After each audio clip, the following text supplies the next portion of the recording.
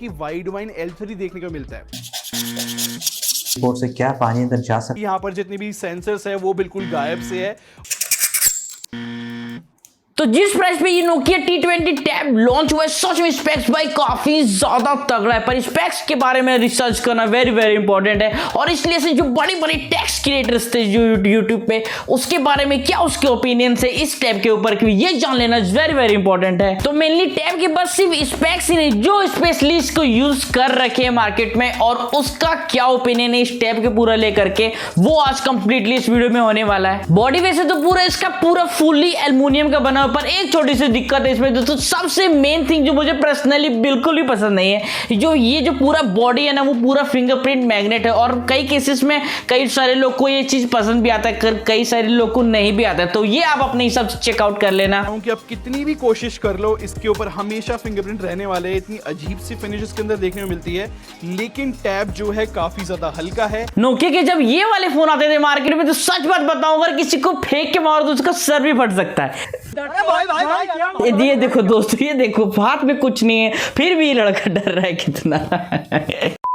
वैसे ये वाले टैब IP52 रेटिंग पे आते हैं, जिसका मतलब कि पानी से बचाने की कोई दिक्कत नहीं है। और इसके लिए मैं अभी जो स्क्रीन पे वीडियो शो कर रहा हूँ, जिस पे अलग अलग एंगल्स पे इस पे पानी दी जा रही थी, और काफी लंबा टाइम तक इस पे पानी डाला भी गया और वर्क भी काफी अच्छा, मतलब उसके बाद भी किया ये टैब। तो ओवरऑल अगर आप लोग इसका अगर जो बेंड टेस्ट भी है वो भी देखोगे तो वो भी काफी तगड़ा किया गया, लेकिन बेंड नहीं हो पा रहा है। तो इसका मतलब सीधा सीधा है कि यहाँ पे जो इसकी क्वालिटी काफी ज्यादा तगड़ी बनाई गई मेरे हिसाब से।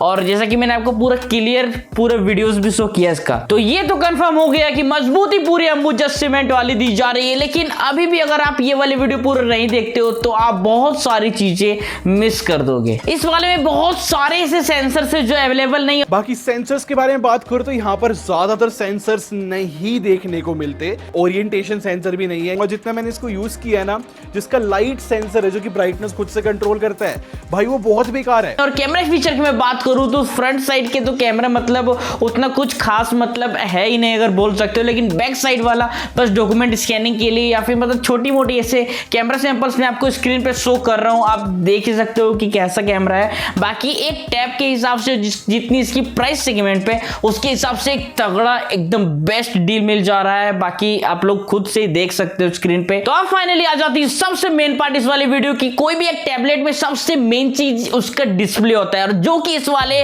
टैब में सबसे ज्यादा तगड़ा एकदम ओवरऑल सारी स्पेक्स को मिला करके सबसे बेस्ट चीज बन जाती है, जिसमें क्योंकि इस वाले टैब के ऊपर सबसे ज्यादा रिसर्च करने के बाद मुझे पता चला कि जो सबसे मेन हाईलाइट इसके अगर जो एक्सपीरियंस के बेस पे अगर आदमी लोग अगर पीपल लोग दे रहे हैं तो वो इसके डिस्प्ले 10.36 इंचेस की ये डिस्प्ले है जो कि 2K रेजोल्यूशन के साथ आती है। बट मैंने कोशिश की है इसकी वीडियोस जो है 2K में चलाने की, अभी तक तो मुझे सपोर्ट नहीं देखने को मिला है, क्योंकि वो काफी ज्यादा तगड़ा है। बाकी इसमें वाइड वन L3 है, तो मैं नहीं बोल रहा कि इनको स्ट्रीमिंग पर्पसेस के लिए आपको खरीदना है इस टैब को। यहाँ पे जो नेटफ्लिक्स हो गया या फिर जो भी ऑनलाइन स्ट्रीमिंग प्लेटफॉर्म है वो वर्क नहीं करेगा, वहां पे आप स्ट्रीमिंग नहीं कर पाओगे। तो ये चीज जान लेना बहुत ज्यादा जरूरी हो जाता है वहां पे। बाकी अगर आप PUBG वाला बंदा हो तो फिर यहाँ पे HD हाई पे चल जाता है, मतलब कोई तरह का दिक्कत नहीं आएगा। मतलब एक एवरेज सेटिंग है जो कि आप टेस्ट वेस्ट कर सकते हो। फुली स्टॉक एंड्रॉइड और बाकी सारी चीजें, मतलब ओवरऑल अगर प्राइस को देखते हुए सब चीज ठीक है। तो बाकी आप अपने हिसाब से देख लेना। बाकी आप realme Pad 3